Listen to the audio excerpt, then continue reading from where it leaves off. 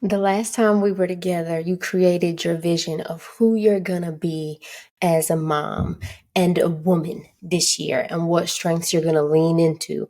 But now we're going to turn that vision into a clear plan of action with specific steps to prioritize so that when you are working towards your goals, you're getting there on purpose. When I changed my relationship with my son, and started trying to undo the damage that came with constantly fussing, using punishment to try to shape him into the person that I thought he should be, and being harsh with my criticism, all in the name of trying to teach him how to be a good kid and get him to be obedient. It wasn't a haphazard stab in the dark. And if you want to see changes at home, you really have to be intentional about the relationships that you're building with your kids. And you have to have super clear and strategic actions that you're going to take. I had to be intentional about strengthening my knowledge of child development, emotional intelligence, and healthy communication. So in this episode, I'm going to show you how to pull out 3 vision aligned goals that you can focus on, how to create the short term targets to aim for, and how to create action plans to hit those targets.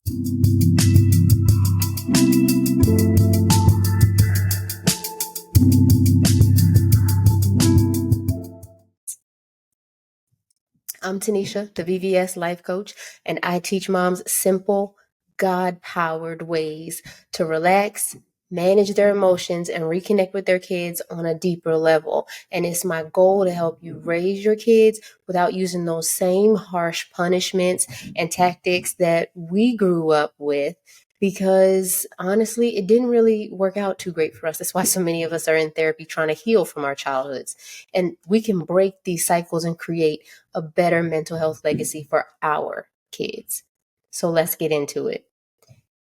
Your vision is the driver of your goal planning. It doesn't make sense for you to create a vision of you in your dream job, but not have goals connected to you searching for that job, right? So your vision will seem like an impossible dream when you try to make it happen without actively working towards the smaller parts that will get you there. Trying to work on all the parts of your vision at once is going to be overwhelming, and it's going to get overwhelming fast. So more often than not, that's going to lead to overwhelm and you're just going to stop. I want you to think of the goals that you set as like the dominoes when you stack them up, right? Or stand them up. And you are looking at your vision and you're thinking about what are those things that are going to make the biggest impact on how much you enjoy your life overall? What are those first 3 dominoes that are going to lead to the rest of the things falling into place? So it's time now to set targets that are going to help us know which 3 dominoes those are and what we need to do to knock those down. And I'm only going to focus on one of my vision-based goals just so I can show you how to do this. And I'll have on the screen, what I'm doing to map this out so that you can apply this strategy to your 3 goals. Goals are reached with strategic action, not just hoping and wishing. And a key part of my vision is having that flexibility to travel to see my parents whenever I want to and spending as much time with my man as I want to. My son is getting ready to leave, and I also want to be supportive for him. But this is my time to live. And so to make things happen, I'm going to need money and I'm going to need time freedom. And I know that with more money, I'm going to be able to create that time freedom. So the goal I'm going to focus on is making more money. So now I have to think through what those actions are that are going to bring that money my way. And if you're listening to this episode, you might also want to check the video so you can see how I've mapped this out. But I'm going to connect what I do to what I want and why I want it. The reason I'm going to do this is because when I know what it is I want, I know how to get there, and I know why I'm doing it, it makes staying steadfast and staying motivated a little bit easier. So my big event in the middle is to make enough money to leave my job. But in order for me to get there, I know that I can't depend on just the income that comes from my job. So I have to get my tutoring business started. I have to find moms who really want to participate in the damage-free discipline challenge. And I need to save more than I spend. I can decide on specific savings goals. And for illustration purposes, let's just say I'm going to put aside $3,000 for travel. That gives me something very clear and measurable to work towards. And when I say measurable, that means I know that I'm making progress. I don't just feel like things are getting better. I have something that is tangible for me to see. I know that I can count the number of moms enrolled in damage-free discipline. I know that I can count the number of students enrolled in reading comprehension tutoring.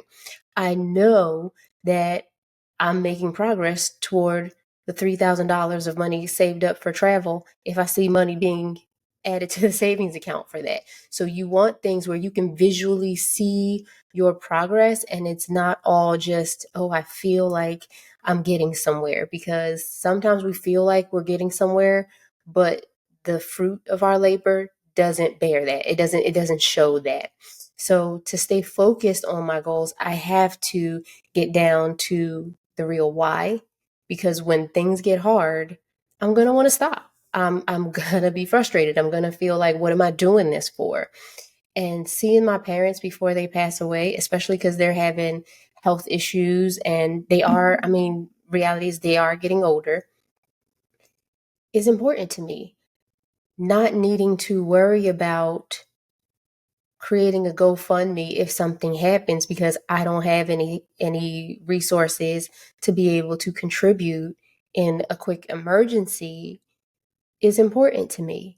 And it's not that there's anything wrong with setting up a GoFundMe, but I know that that's not what I want if something were to happen and I suddenly had to step up and we're in between when something happens to them and waiting for some payout for insurance or some other thing, because not everything that comes up is going to be something that an insurance policy can take care of. If my parents need somebody to care for them, somebody has to take that on. And so I want to be able to really be a help and a resource to them.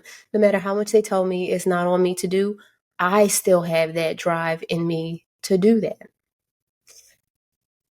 I want to be able to spend more time with my guy. And this would be my third marriage coming up. And I say this because we've had these conversations. This isn't something that I'm just making up and hoping and speculating. We've talked about this. And I know I didn't do it right the first two times. And I know that we are not getting any younger and tomorrow is not promised. So if I really want to enjoy this and enjoy him, I want all the time that I am allowed, because I just don't know what the future holds. And I want to treat every day like it's my last. I was listening to Myron Golden, and I affectionately refer to him as Uncle Myron. And I do it so much that even my guy does it. And the people that I speak to about him at work, they are starting to do it. Because I really value the insights and the things that he teaches. And one thing that he said to me, or said on YouTube, that was so powerful, was to live my life as if I'm dying. Because the reality is I am, instead of dying and looking back thinking about all the ways I never lived. And that's what I want for myself. I don't want to keep staying on this hamster wheel of being on somebody's payroll. And so getting to make more memories with my guys, going on trips, going on dates, just having a day to hang out in the house by the pool and do nothing, if that's what we want to do. Those are things I want to do. And so now I can take my map and put it somewhere to keep it in front of me, so that when I'm frustrated, when the times are harder, I know that I'm not going to forget what I'm doing all of this for. When I'm discouraged, it'll be that little pep talk to myself that I can do this because my why is too important. And even more so than the things with my parents and my guy, with everything that I went through with my son and the fact that I nearly lost him because of how I was parenting in this harsh way, and because I was not emotionally available to him, and because I was not the mom that I know God would have me to be at that time, looking back on things. I don't get a do-over. He's my only one. But I get to help you and change the way that things are going, so that you are not at your wit's end all the time, so that your kids don't feel like they can't do anything right because you're always yelling and fussing, so that we are not perpetuating these cycles of physical trauma on our children, all because we don't understand child development and emotional intelligence and the ability to regulate our emotions and get out of that middle brain of emotional space and that survival brain, that amygdala that's just fight, flight, fawn, and freeze. But we can actually work on the logic and the reasoning and the problem solving that comes with that prefrontal lobe. And so, to me, my mission is too big to not continue this work, because your kids matter to me. I got into education because kids matter to me. And it's crazy how, as a teacher, you would think that, teacher moms have to be the best moms because they have to deal with other people's kids all day and they can't whack them. They can't do. But teachers are people, and dysfunctional people who take their dysfunctions to work. And no, you don't put your hands on somebody else's kid, but you better believe that I walk through that building and I hear the yelling and the passive aggressive comments and the little snide remarks in break rooms about people's children. And I just think that we can do so much better. There has to be a better way. And I want your kids to benefit from the emotional healing that we can all do as adults to be better for them. So my mission is too big to not carry on and to not keep going. And I didn't put that on my map as one of my whys because that's so internalized into why I'm doing this. But please understand that when you are creating your vision and your goals, think about that bigger picture. What is your deeper mission behind what it is you are doing? When you focus on your real why, that's what's going to keep you going when you are truly ready to quit. And you can have all the intentions. Let's say go into the gym, right? Because we just started the new year and everybody wants that new body and we all want to get back into the gym and take better care of ourselves. But when you say, oh, I want to get to the gym 3 days a week, and then that commute hits and the gym environment itself feels intimidating and you feel uncomfortable and you want to give up, you're going to go back to saying you're waiting for motivation.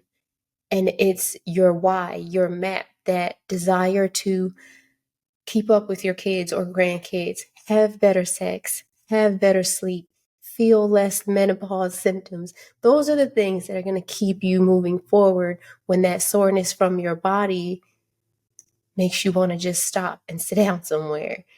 Your map is going to be that reminder that it's the discipline that's going to get you closer to where you want to be every day when that motivation stalls out. So if this year is going to be your year, you're going to have to make it happen on purpose. And if you are ready to change how things are going with your kids on purpose, I have a free training that is called The 7 Worst Mistakes Moms Make That Create Resentful Kids Who Don't Respect Them.